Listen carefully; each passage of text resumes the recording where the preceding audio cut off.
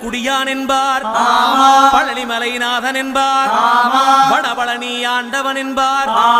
சரவண பவன் என்பார், நிமலன் சுவாமி என்பார், தண்டாயுதபாணி என்பார், கலியுகவரதன் என்பார், வெற்றி வடிவேலன் என்பார்,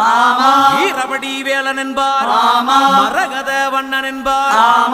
ஞானப்பலம் கேட்டவனா, நம்பினோரை நாடுபவனா, காவடி பிரியனாம், ராஜ அலங்காரம் கொண்டவனா, ஆண்டியாய் நின்றானா, ஆனால் செல்வத்தை எல்லாம் கொடுப்பானா, அப்படிப்பட்ட முருகனவன் ரொம்ப ரொம்ப சின்னவனா